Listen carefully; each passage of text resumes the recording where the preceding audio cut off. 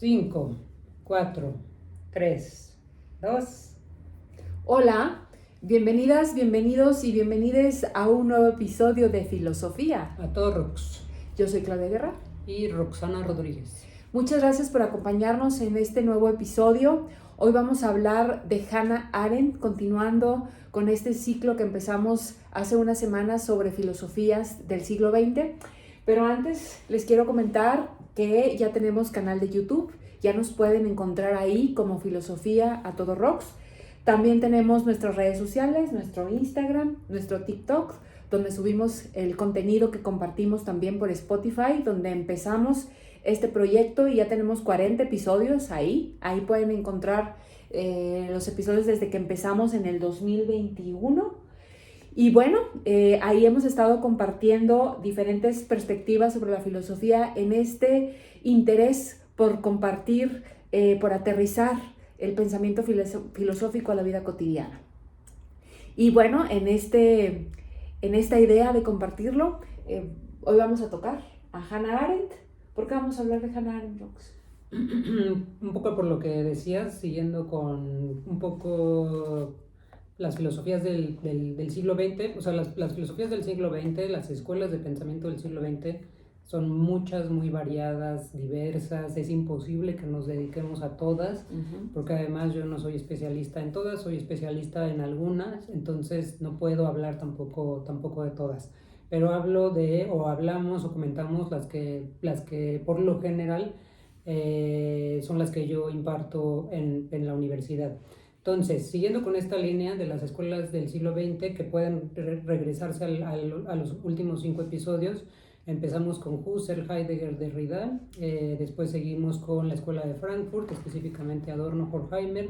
Benjamin fue el filósofo pensador que trabajamos la vez pasada, y decidimos como tomar un capítulo o un episodio en particular para Hannah Arendt, porque Hannah Arendt viene también de este éxodo judío que llega a Estados Unidos, específicamente a Nueva York, y allí en Nueva York hace una escuela importante de su pensamiento. Entonces, para mí el personaje de Hannah Arendt es un personaje también excepcional, es de esos personajes que se dan cada 100 años, aunque ha habido muchas filósofas después de Hannah Arendt, filósofas sobre todo que se dedican a la filosofía feminista, que ya vamos a tratar en un siguiente episodio. Para mí el pensamiento de Hannah Arendt es muy distinto a todos los pensamientos. Tiene un pensamiento muy práctico, o sea, es un pensamiento que, a pesar de ser complejo, su escritura no es para nada sencilla. Es una escritura también que nos toma nuestro tiempo, que nos toma regresar a los textos cada tanto, dejarlos y luego regresar. Es una escritura que tiene un sentido muy práctico, muy aterrizable al cotidiano, a su experiencia de vida, a lo que tuvo que pasar, a las experiencias por las que tuvo que pasar, sí, en este sentido de sobrevivir, ¿no? Considerando que son filósofos que fueron perseguidos durante los años 30, 40 del siglo pasado. Por el nacionalsocialismo. Por el nacionalsocialismo, sí. Entonces, antes de entrar de lleno en el pensamiento de Arendt, Arendt, como Benjamin, es de una familia judía intelectual con ciertos recursos económicos. Arendt empieza a leer muy chica los textos filosóficos, porque es lo que hay en sus bibliotecas, ¿no? Lee muy pronto a Kant, que lo sigue leyendo tiempo después, y escribe mucho sobre Kant, a quien le vamos a dedicar también un episodio posterior, porque este 2024, cumple 300 años de haber nacido. Y aquí quisiera como solo comentar algo, dado que este podcast en este podcast queremos acercar a la gente que de alguna forma le tiene miedo, temor, escozor a la filosofía, porque piensa que la filosofía es una cuestión de eruditos, de dedicar muchas horas a la lectura y tal. Y entonces, sin duda sí hay pensadores, filósofos, teóricas que tienen la fortuna de nacer en ciertos ambientes muy intelectuales, muy académicos, de poder tener una biblioteca grande, vasta, con lecturas diversas en sus casas. Ese es el caso de Arendt y de algunos otros filósofos. Y no es precisamente el caso de mis estudiantes, ni tampoco de mí misma, ni tampoco de ti misma, ¿no? Creo que esto ya lo habíamos comentado en algún otro episodio. Sí. En nuestras casas de infancia, había en realidad poca diversidad de los textos. Había las enciclopedias clásicas, ¿no? La blanca, la roja y la verde, que parecían la bandera de México. Sí. Y quizá, ¿no? Había un esfuerzo por comprar selecciones, ¿no? El Readers, y entonces nuestras lecturas eran bastante sencillas, bastante... Esas primeras lecturas en realidad no nos forman como con un pensamiento crítico o un pensamiento filosófico, pero sin duda nos ayudan a tener una formación de que es importante conocer el mundo, leer otras cuestiones de la realidad, de nuestra propia experiencia de vida, identificarnos con ciertos textos y ciertos autores. Y esto lo digo precisamente para quienes se quieren acercar a la filosofía. No necesitan venir de familias intelectuales, académicas. Sin duda hay que hacer un ejercicio mayor, porque finalmente esas lecturas no las tuvimos en nuestra casa, o esas sobremesas de hablar sobre intelectuales, cultura, literatura, no las tuvimos en nuestra casa, pero no es un impedimento real para hacer filosofía. Y ya con eso cierro el paréntesis. Entonces, Arendt viene de estos ambientes de intelectuales, se junta con gente que está trabajando la filosofía, las artes, en un momento particular, que es el de la Segunda Guerra Mundial. Arendt, a diferencia de Benjamin, sí logra salir de Europa, llega a Estados Unidos, como Horkheimer y Adorno, ya lo revisamos en los otros episodios. Y es ahí donde Arendt empieza a trabajar desde cero. O sea, empieza a trabajar conociendo la lengua, el inglés, empieza a buscar los espacios para poder dar clases o publicar en ciertos espacios. Y eso también habla de esta gran riqueza de adaptabilidad que tienen estos pensadores, estos filósofos, de llegar de cero a conocer una lengua, un país completamente distinto. Un nuevo mundo. Un nuevo mundo, sí. Y acordarnos que estos filósofas, tienen mucha facilidad para conocer otras lenguas y para pensar en otras lenguas. Arendt, como Derrida, Benjamin, todos estos filósofos que nacen en esta primera mitad del siglo XX,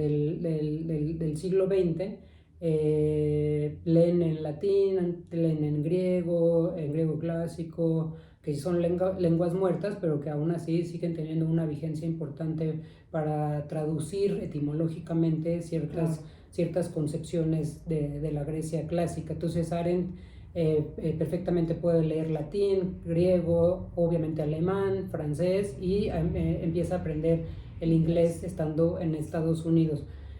Esto le da una riqueza, un tipo de cosmopolitismos. Estos pensadores también tienen esta experiencia cosmopolita, es decir, si nos ceñimos a lo que dicen los griegos, esta experiencia cosmopolita sería una experiencia de ciudadanos del mundo, donde las limitantes realmente no existen estas fronteras geopolíticas como nosotros ahora pudiéramos pensar que son una gran limitante, ¿sí? Y eso le permitió a Hannah Arendt viajar por diferentes lugares también de Europa, y con los años también dar diferentes seminarios, clases en diferentes universidades importantes también en Estados Unidos. Arendt, se pueden encontrar películas de Arendt recientes, de hace algunos años, ¿no? Hay una en particular que me gusta mucho, que se llama precisamente Hannah Arendt, por si les interesa más ahondar en su bibliografía. Arendt se casa varias veces, yo creo que 3, 4 veces, por eso dicen que es prima de Benjamin, porque en algún momento está casada con el primo de Benjamin. Es amante de este filósofo también bastante controversial, que es Heidegger.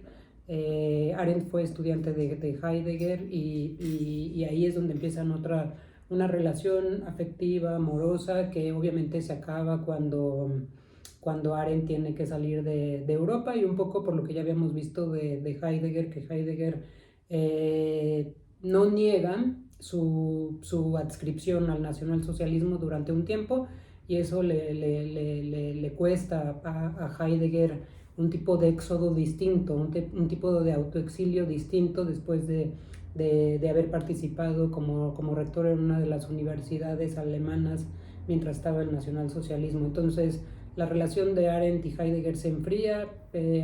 Ahí también Arendt y Heidegger mantienen la correspondencia, que están este libro de las cartas que se enviaron entre Heidegger y Arendt. Obviamente se recuperan más las de Arendt que las de Heidegger, y ahí podemos observar que recuperan el contacto como 10 años después de que se acaba la guerra.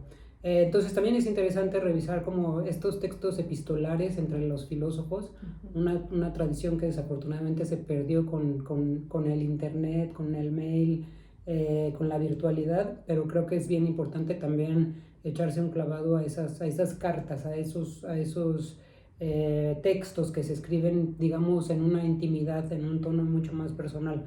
Entonces, más o menos ese es como en general la biografía el contexto de la persona. El contexto de Arendt. También Arendt, pueden encontrar muchas entrevistas en YouTube que le hacen a Hannah Arendt en diferentes momentos de su vida, sobre todo ya estando en Estados Unidos.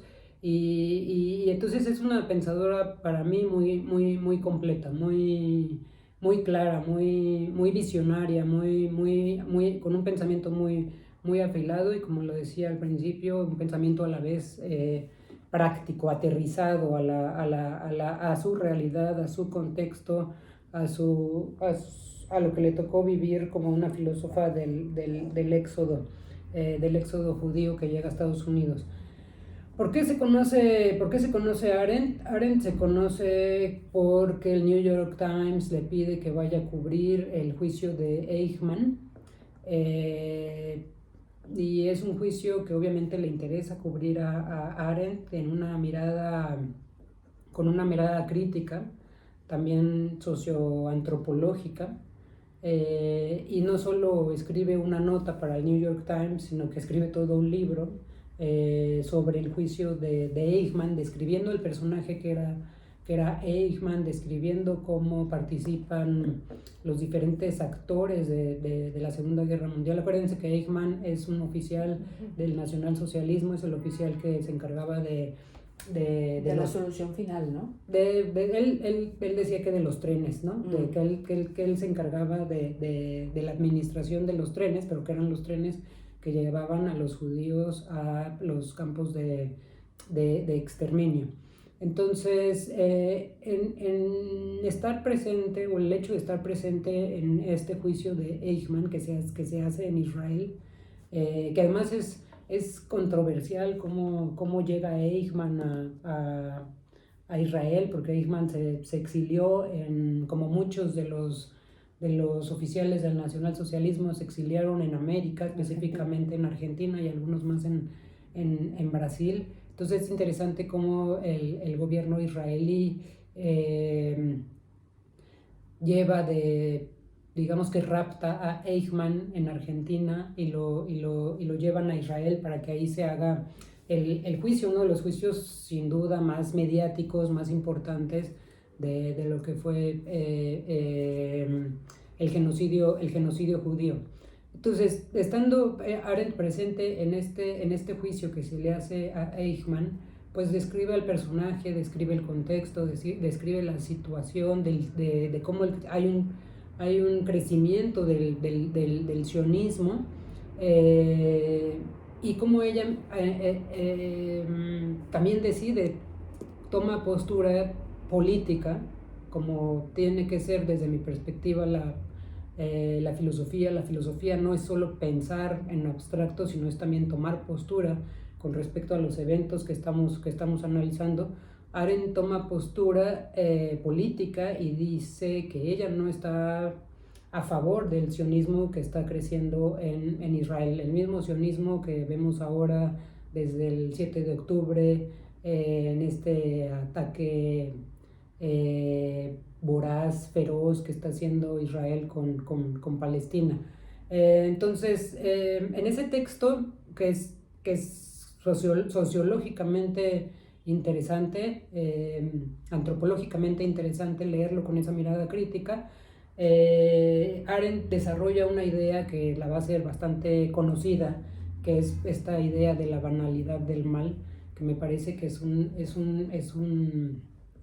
algo que nosotras no podemos perder de vista, porque finalmente nosotras hemos normalizado la violencia en un país donde hay tantos feminicidios, donde desaparecen tanta gente, con tantas violencias en general. Lo que hacemos es normalizar la violencia, y eso tiene que ver un poco con esta banalidad del mal. Es decir, lo que Arendt propone a partir de la defensa que hace Eichmann de sí mismo, que él decía yo solo seguía órdenes.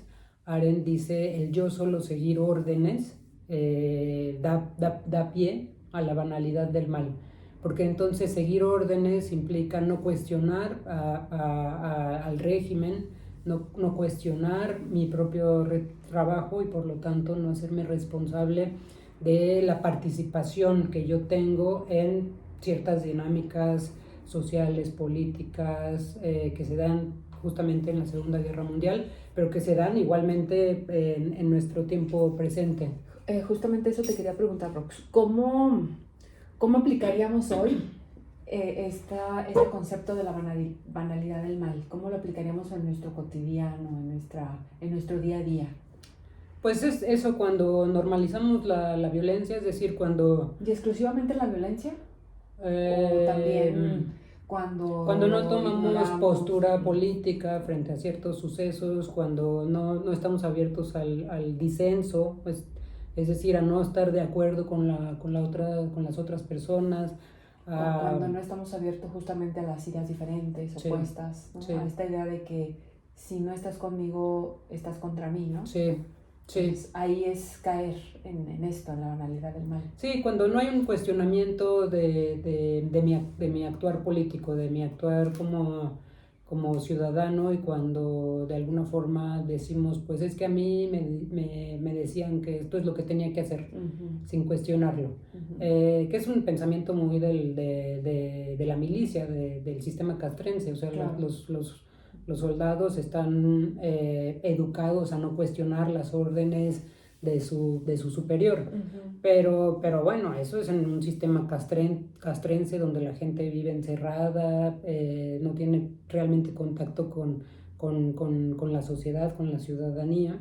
Pero en un sistema democrático, por así decirlo, que es el que supuestamente nosotros hemos desarrollado en este país y en el mundo, pues en un sistema democrático no podemos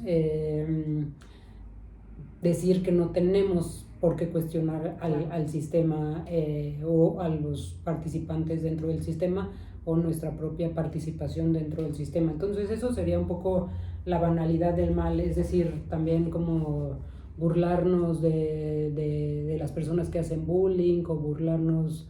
es decir, burlarnos de las víctimas, de los que padecen bullying, algún tipo de maltrato, de violencia. Hacer bullying, ¿no? Hacer bullying, pero además, o sea, nosotros no hacemos el bullying, participamos como espectadores del... Un poco, quizá, este video de los chicos que en Puebla... claro, le dieron una paliza a otro joven, sí. Y había alguien que estaba grabando y se le cuestionaba a esta chica que estaba grabando, ¿por qué no, en vez de grabar, fuiste a buscar ayuda?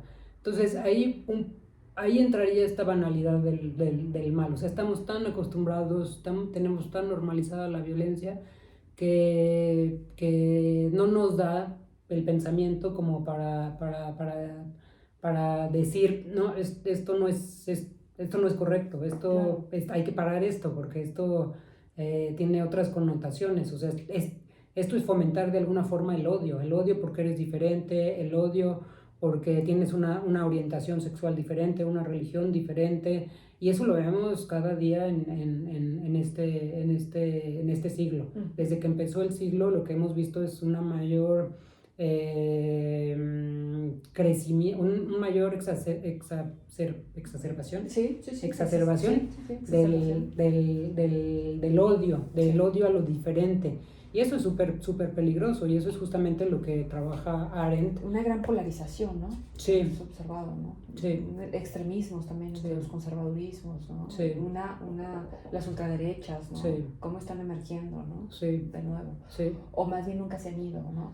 Sí, no, más bien nunca se han ido, y ha habido momentos en que se ha logrado de alguna forma una pseudo paz, ¿no? Entre estas grandes diferencias.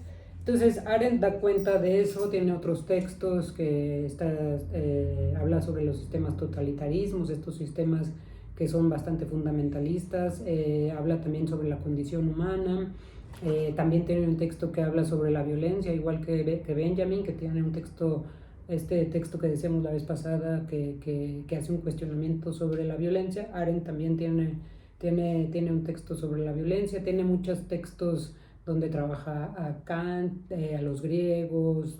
Hannah Arendt es una muy buena lectora de la filosofía griega clásica. Y entonces, sí. No sé por dónde vaya tu tren de pensamiento, pero me gustaría preguntarte, ¿a qué nos invita Hannah Arendt? O sea, ¿cuál es como que, qué nos está diciendo? O sea, aparte de toda esta cuestión de la banalidad del mal y cuestionarnos, como que ¿cómo podríamos concretar la gran aportación de Arendt? ¿A qué nos llama hoy en este siglo? Bueno, yo creo que un texto importantísimo que valdría la pena recuperar, además de los que ya les comenté, es, por aquí lo tengo, es un texto donde Arendt se cuestiona si tiene sentido la política. Se llama el texto La promesa de la política, y la pregunta que se hace ahí, Arendt, es: ¿tiene todavía la política algún sentido? O sea, creo que ese es un cuestionamiento que nos tendremos que hacer. Un poco también decir cuál es la diferencia entre política y político. ¿Qué implica afirmar o negar si tiene sentido la política todavía en este siglo XXI? Obviamente, para mí la respuesta inmediata es claro que tiene sentido la política.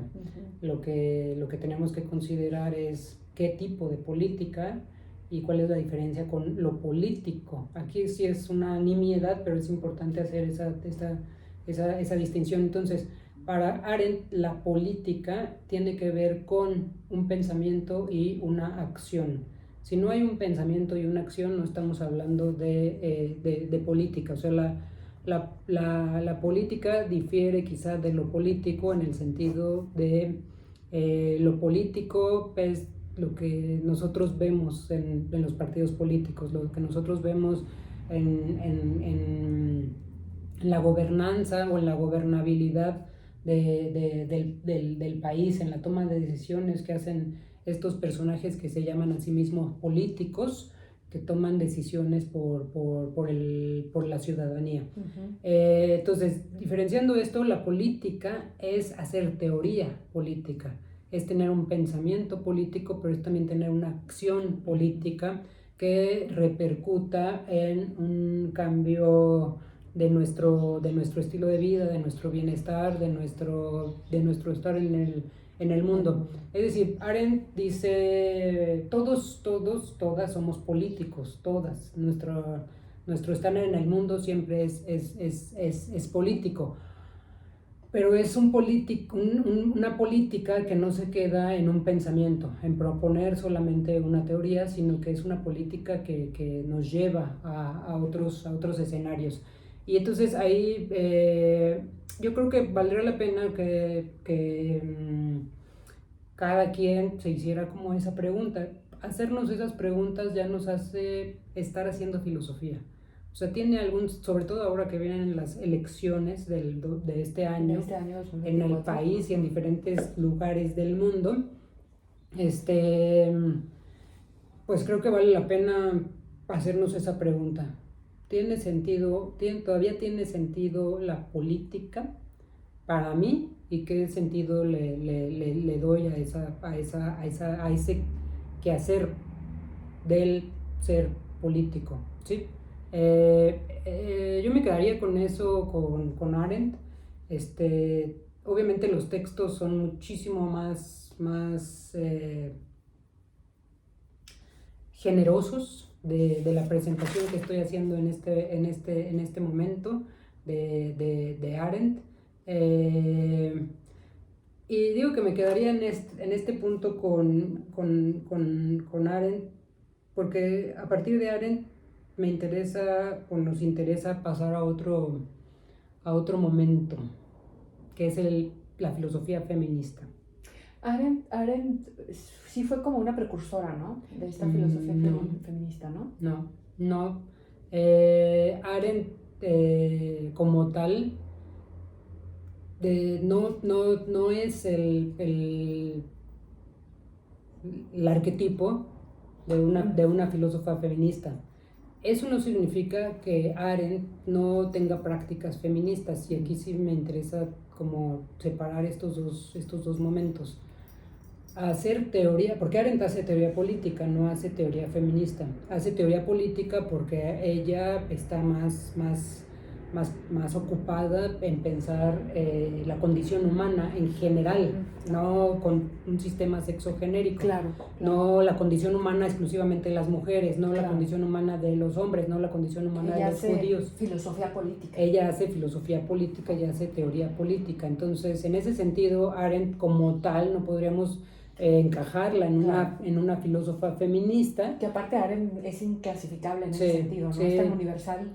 Que no hay manera de meterla a un cajón en específico. Exacto, esa es la grandeza de Arendt. No hay manera de meterla ni en una escuela de pensamiento particular, ni en una ni en un pensamiento propio de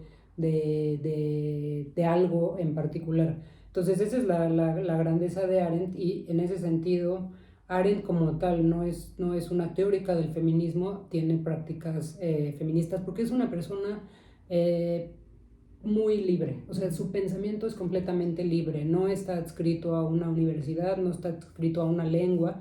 Ella misma lo dice en algunas de las conferencias.